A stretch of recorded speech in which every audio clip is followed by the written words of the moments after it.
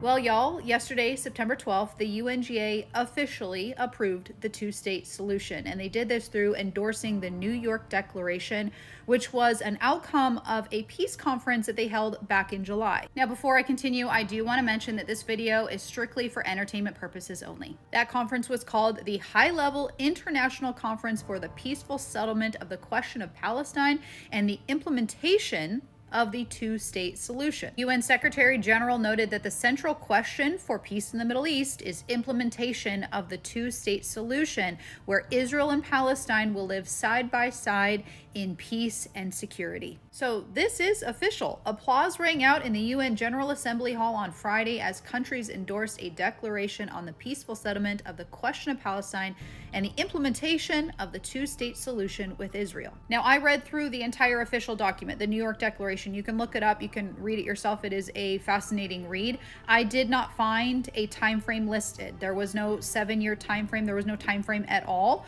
I think it's possible that this might come later this month when they actually implement it. What there was a lot of is mentioning peace and security. Again, living side by side in peace and security with Israel as the only viable path to achieving just and lasting peace in the Middle East in accordance with international law. Now, you might be asking, well, if this has already been approved, what are they doing then later this month at the General Assembly? What are they doing during the high-level week then? Well, let me show you. Starting September 22nd, during the high-level week, they will be implementing the advancement of the two-state solution. Conference will reaffirm international commitments to the two-state solution and seek to mobilize support for its implementation. Now, what else are they going to be doing that week?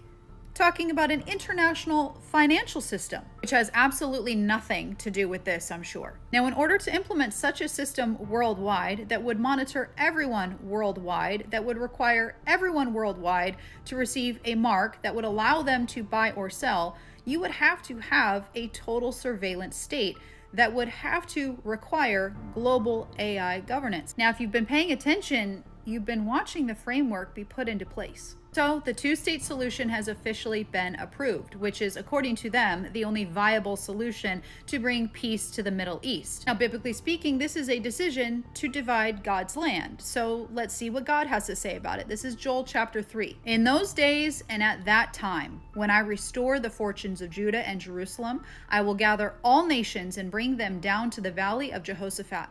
There I will put them on trial for what they did to my inheritance, my people Israel, because they scattered my people among the nations and divided up my land. This is what is happening, and I think it's very possible that as soon as pen gets put to paper during the Feast of Trumpets to implement or confirm this peace treaty, this decision to divide God's land, God's wrath will begin, and that's when our bridegroom will come for his bride. Now, I have a few other things to say in response to everything that's been going on these last couple of days.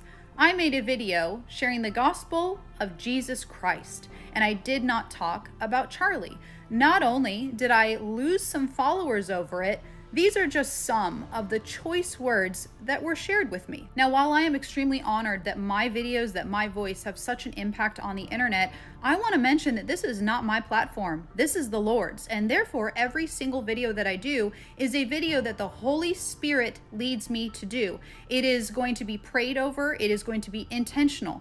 I do not get on this platform and just make random videos, whatever I want to talk about. I only post content that the Holy Spirit leads me to post. Now, I am always direct and honest with y'all. I did not make a video about Charlie because I have questions about the situation, and I didn't want to be emotional and make a random emotional video without sitting back, thinking, analyzing, and praying over the situation before I discussed it. This is going to be said with love, but I am going to be very direct.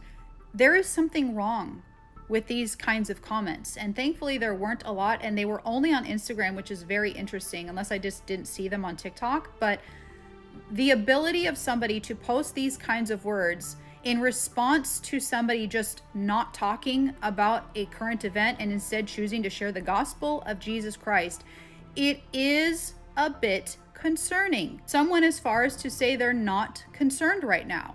Now, the video I posted was sharing the gospel of Jesus Christ. Now, I have learned in the past almost 6 years that when there is something very large going on in the world that every single media outlet is covering, that means that they are trying to take your focus off of something else. Now, I'm not making a statement about the situation either way because I don't know. All I am saying is that I have a lot of questions. I had a lot of questions the moment it happened, and I have even more questions now, as I know a lot of you do. What I will say though is that it's almost like they don't want the world focused on the fact that it is possible that the end times prophecy that we have all been waiting for was just signed. It's almost like this is a distraction from the world's coming destruction.